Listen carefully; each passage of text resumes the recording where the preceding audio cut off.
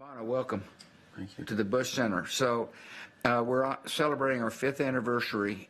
We're giving an award for an international humanitarian, and you accepted, which is unbelievable honor for us, and we welcome you here. Oh, well, thank you. I've been trying to explain why I'm here, because to be in Texas is a delight, but the rest of the band are in Montreal, and they actually don't know I'm here.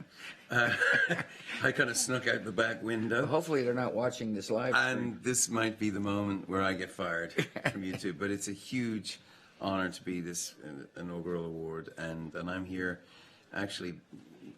I know you're having a leadership summit, but I'm here to honor your leadership and on the greatest health intervention in the history of medicine, no less.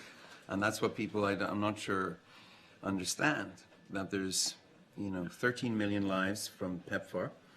And if you add the Global Fund, there's probably about 21 million lives have been saved by this work that you began and led on, and I'm here to honor that. Actually, Bono, it's the work we began, and the truth of the matter is it never would have made it out of Congress had you not been engaged. So the first time I met you, you knew more statistics. I mean, like you're coming right out of the CIA.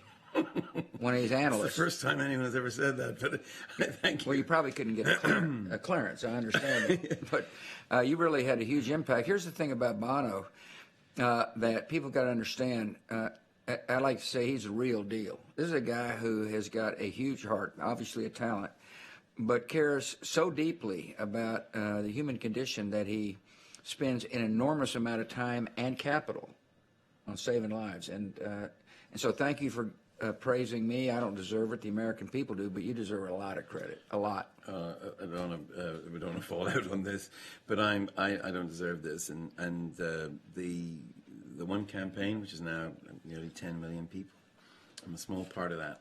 And people gathered, and you're right, American taxpayers deserve the credit in terms of the cash.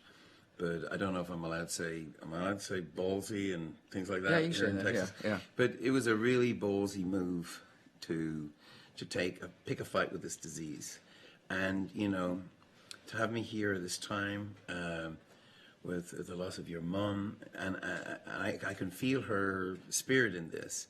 And people have been passing stories and photographs around. And my favorite one, I actually have it here, is in my red phone.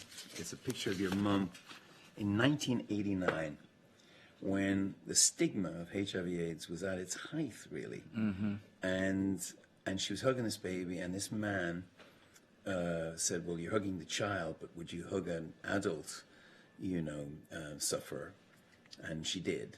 And I just realized when I was looking at that where this probably started for you in a certain way. She's the mother of PEPFAR, really. But let me show it to you. I have it here. I'll tell you this, she's a hell of a mother. She was a hell of a mother. Let me see. There it is. Oh, yeah. That's her. Look at her. Great? So here's the challenge. It's really important for our country to continue the effort. Yes. Great progress is made. Yes. But a lot of the countries where progress is being made still needs our help. And so I'm going to spend time, like you are, making sure that, A, the American people know what's happened, but as importantly, the members of Congress who control the purse strings do not let the program lapse. Well, the great thing is, at the moment, I feel on the left and the right, we can count on Congress. Yeah. Because Congress, it turns out, can count. And the math here is actually, as any epidemiologist will tell you, that when you're tackling a virus like this, if you're not as fast or faster than the virus, it's outrunning you. So all the progress that we've made over the years can be undone. Yep. And I'm this was a moonshot, and you started something that was going to put America on the moon in this regard. And I feel that we've just about to land on the moon. And right now, with this administration, we have some problems because they're talking about turning back.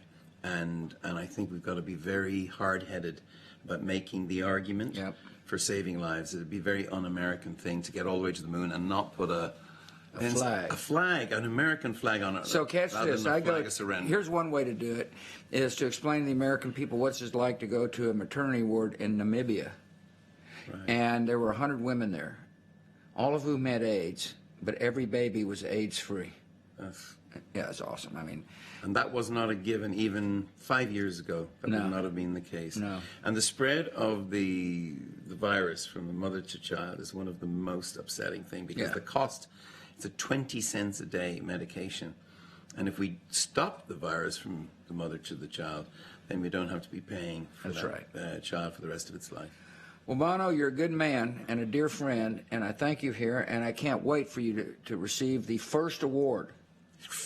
I mean, the first, not the second, but the absolute first one.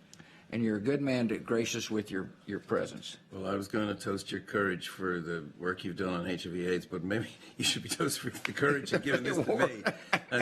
That might be your biggest risk.